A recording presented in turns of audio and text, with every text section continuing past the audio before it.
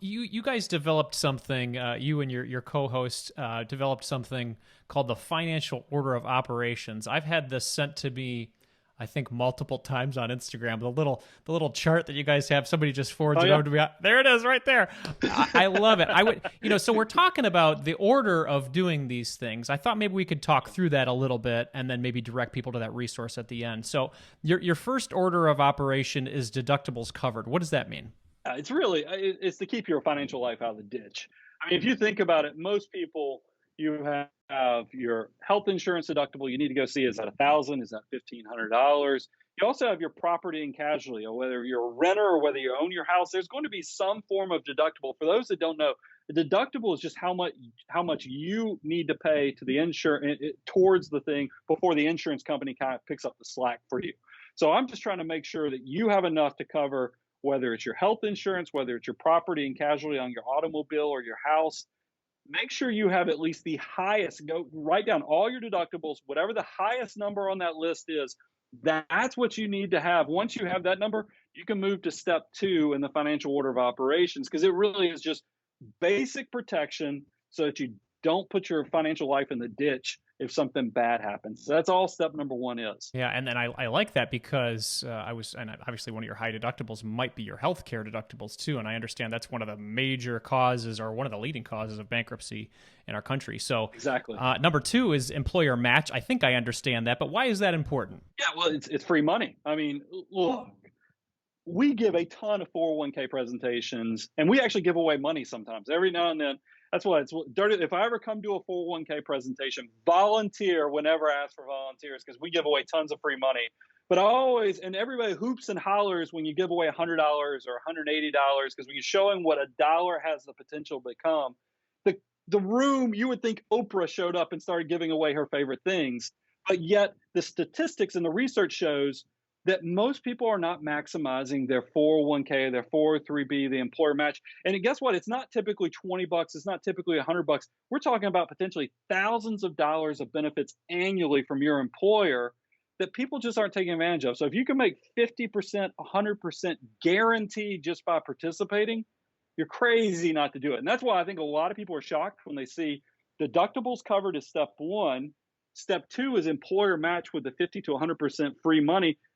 We don't even get to credit cards until step 3, and realize credit cards, the average interest rate on a credit card right now is 17.76%, which is mind-blowing how expensive that is. But that shows you how powerful I think that employer match is because that's 50%, that's 100% guaranteed versus 17% on credit cards. Don't miss out on that opportunity to use that free money. Absolutely. Yeah, I had a great employer. My last employer matched us 15% of whatever we put in there. So I would max that thing out at whatever, 19,000 at times, and that would be around $3,000 of free money.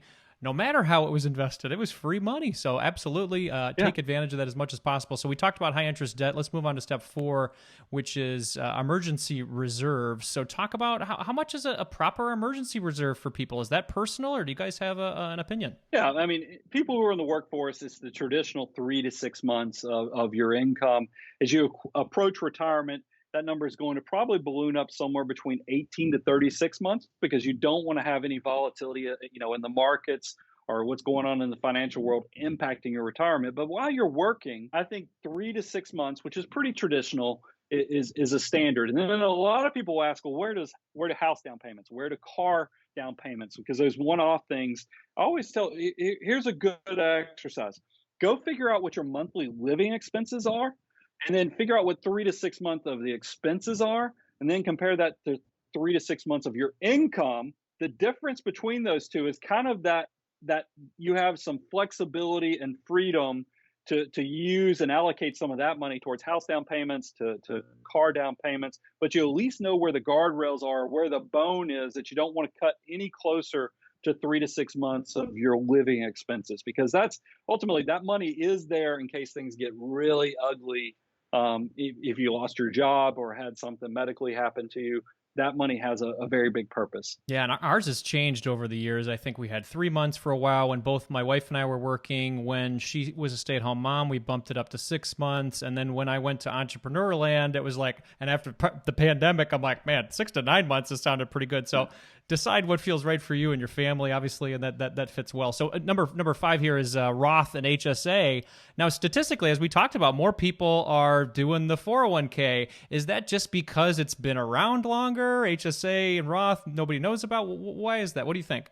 Well, and first of all, 401ks come in traditional Roth. We love the Roth, especially for younger people if you're not in a super high income tax situation. But the Roth IRA, still before you're maxing out, I like people on their employer plan, just get the match first and then come to the Roth IRA second, because two purposes.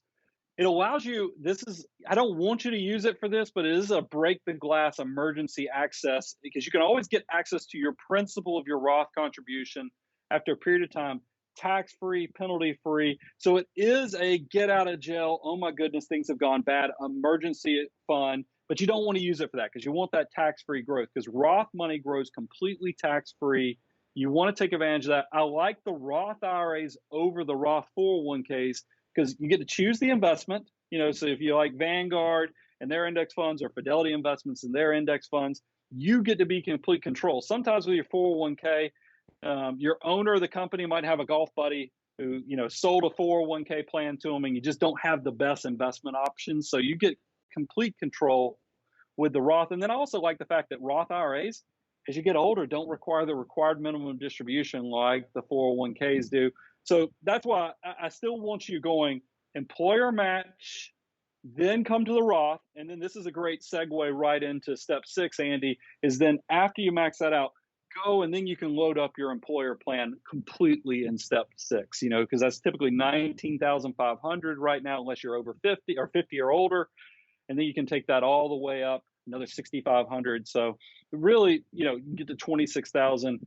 Really powerful tool there just to try to maximize your retirement savings in your army of dollar bills. Absolutely. It's a great way to grow your income. You mentioned maxing out your retirement. Obviously, maybe, larger income is required to do that. What if I can't max out my retirement? Am I doomed to not continue the steps? No, that's actually a great question. We've had that quite a bit. That's why I mentioned the 20 to 25%. Once you cross 25% of your gross income of savings, including the retirement, maybe you're not hitting the 19,500, but you did hit, the 25% of your gross income, you can move on to step 7. That's built into the plan, because we understand, look, wealth is not based upon, it's not like $2 million is what wealthy is. Wealth is that you do things on your terms based upon what you require. If you're a person that never made more than $40,000 a year, you can become wealthy with a lot less money than the person that makes $200,000 a year. So wealth is very individualized to where you are, and the financial order of operations kind of adjusts to and adapts to that as well. I love that. Yeah, there was a gentleman I had on the show, Pete the Planner. He talks about this power percentage, where it's like, hey, it doesn't matter how much you make; it matters how much you save and how are you using it to grow your wealth. So I love that concept, and I love how you're utilizing it here. So what does hyperaccumulation mean in your step 7? Obviously, that sounds good. Well, you're starting, by the time you get to step 7, you're kind of you're no longer a Padawan, you're more of a Jedi on understanding how to work the money forces, because this is more of an optimization strategy. When you get to hyperaccumulation, what we're saying here is that money comes in different forms. It's after tax, like just your savings, like your brokerage accounts. It's tax deferred, which are your employer matching funds, and if you save traditionally, that pot. And then the third one is that Roth. So there's 3 different baskets that your money can go into. Hyperaccumulation is where you're not just trying to throw money in the retirement account to maximize the tax savings and the tax-free growth. Now you're kind of thinking about it more from a navigation of, if I retire in my 50s, where am I going to get money from? How am I going to do this? So the hyperaccumulation is really where you're focusing on the bucket strategy of which pot goes where, so you can maximize how you land into financial independence well. Do it on your terms from a tax standpoint, time standpoint, and really have maximum flexibility. I love that. Yeah. I mean, obviously you're going to, depending on when you leave, you said, hey, we got the Roth. That's maybe better to use later on in life because you don't have the RMDs, right? And then, you're having these other opportunities before that. So number 8 is a prepaid future expenses. Is this like kids' college and things like that? What is that? Yeah, this one breaks everybody's heart, because when we go to give talks on this discussion, there's always somebody that raises their hand and go, when do we save for the kids? And I'm like, That's step 8 because you don't want to. It's the whole thing, and you've probably heard it. And I feel like I say it all the time. When you're on the airplane, they tell you to put your oxygen mask on first before you put it on the kids. It's the same thing with retirement. Your kids can go get student loans. As horrible as student loans are, your children can use student loans for education.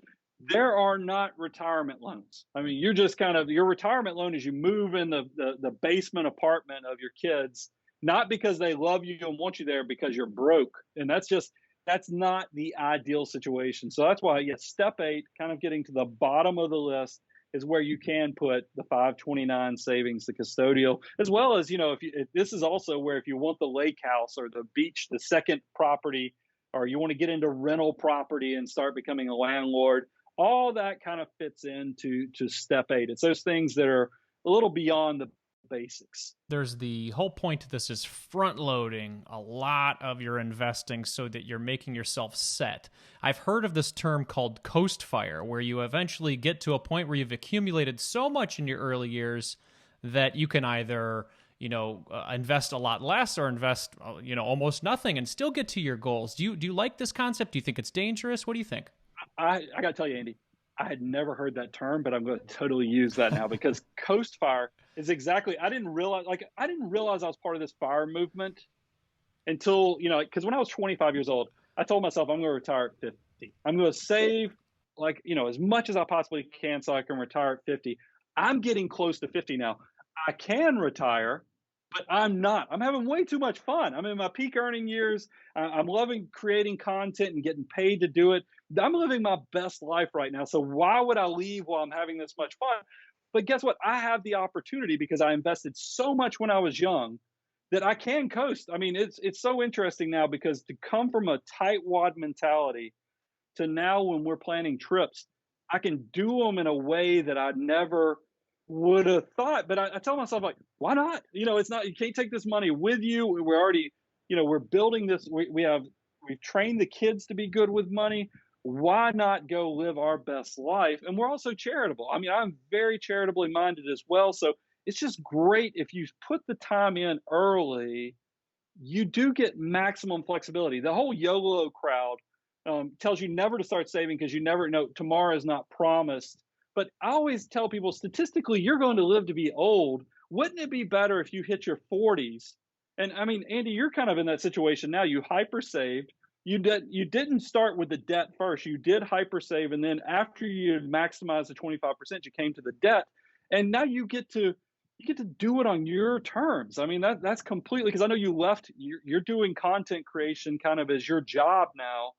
That doesn't happen unless you made big sacrifices and big investments early. And that's why another stat point, I love that Ramsey Solutions does all this research that we get to use. The typical millionaire reaches at 47 to 49 years of age. That's when the typical millionaires minted. If you think about that, that's not what society tells us. They show us all the fancy cars. They show us all the fancy houses. That's not, the typical millionaire is 47 to 49 years of age. And you think about, when do you enter the workforce? 22 to 47 to 49. That's about 25 years to let your money start growing. That's people who sacrificed early, let the money start building on top of it. And it really does open it up for you. Or they caught some great YouTube channel like the Money Guy Show, and they started investing at 18, and now they're all set. So I love it. So we're talking about number 9 here, low interest debt. We've talked about this at the top of the show. So we're waiting until number 9 to pay off the mortgage. Is that right? What else is in low interest debt? Yeah, and by the way, but I don't get mad at folks like yourself because, I mean, you have the freedom. Because when you're going through the step process, the financial order of operations, you notice I said you graduate past the step 6 once you cross 25% of savings. So since you crossed 25% savings, you got to go into step 7, 8, and even 9. So look, it's not maximization. When you pay off your mortgage in your 20s and 30s, you're not maximizing the money, but you're also not hurting yourself because you've already put in the hard work. That's what I always say, the 25% is supposed to be a liberator, because it's going to take away the guilt of spending. It's going to take away the guilt of prepaying low interest debt.